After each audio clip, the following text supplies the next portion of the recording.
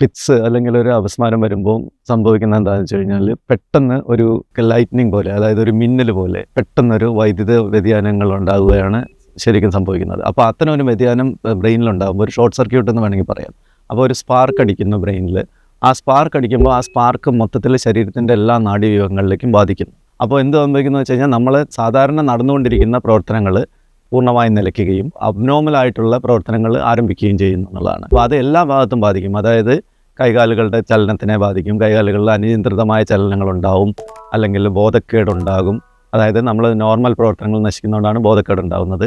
അതുപോലെ വായിൽ നിന്ന് നൊരയും പതിയും വരുന്നു. പിന്നെ അതിൻ്റെ കൂടെ ഈ ഉമിനീർ ഗ്രന്ഥികൾ ഒരുപാട് ഈ സ്രവങ്ങൾ ഉണ്ടാക്കുന്നു. അത് ശരീരത്തിൻ്റെ എല്ലാ ഭാഗങ്ങളിലും ആ സ്രവങ്ങൾ ഉണ്ടാവാം.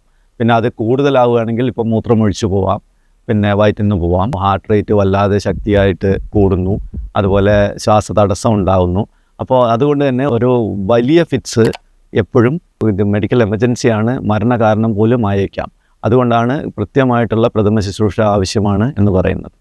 ഫിറ്റ്സ് മാറിക്കഴിയുമ്പോഴും ഒരു റിസ്ക് ഉണ്ട്. എന്താണെന്ന് വെച്ച് കഴിഞ്ഞാൽ ഈ എല്ലാ പ്രവർത്തനങ്ങളും തിരിച്ചു വരാൻ കുറച്ച് സമയം എടുക്കും. ഇപ്പോൾ സാധാരണഗതിയിൽ നമുക്ക് പറയാവുന്നത് എന്താണെന്ന് വെച്ച് കഴിഞ്ഞാൽ ഒരു ചെറിയ അനസ്തേഷ്യയ്ക്ക് പോകുന്ന ആൾക്കാർ, ബോധം കെടുത്തി മയക്കുന്ന ആൾക്കാരുണ്ടല്ലോ, അത് കഴിഞ്ഞിട്ട് ആൾക്കാർ തിരിച്ചു വരാൻ കുറച്ച് സമയം എടുക്കുമല്ലോ. അതുപോലെ മേജർ ഫിറ്റ്സ് വന്നു കഴിഞ്ഞാൽ ആൾ തിരിച്ചു വരാൻ കുറേ സമയം എടുക്കും.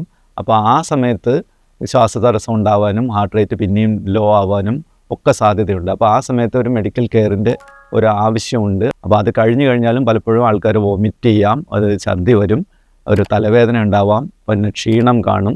അങ്ങനെ പല കാരണങ്ങളും, ചിലപ്പോൾ ഒരു മണിക്കൂറുകളോളം ക്ഷീണം ഉണ്ടാവാം ഒരു മേജർ ഫിറ്റ്സ് വന്നു കഴിഞ്ഞാൽ. ഈ സമയം, ഒരു വലിയ ഫിറ്റ്സ് വരുന്ന സമയം ഒരു മെഡിക്കൽ എമർജൻസിയാണ്. ചിലപ്പം ഈ സുഡപ്പ് എന്ന് പറയുക, ഒരു sudden unexplained death in epilepsy, അത് ഒരു ആൾ ഒറ്റയ്ക്ക് താമസിക്കുന്ന ആൾക്കാർക്ക് പലപ്പോഴും വരാവുന്ന ഒരു സാധനമാണ്. ഒപ്പം ഒരാളുണ്ടെങ്കിൽ അവർ സ്റ്റിമുലേറ്റ് ചെയ്യുകയാണെങ്കിൽ ഇത്തരം ഫിറ്റ്സ് വരാനുള്ള ഇത്തരം ഒരു മരണകാരണമാവാനുള്ള സാധ്യത വളരെയധികം കുറയ്ക്കാൻ പറ്റും.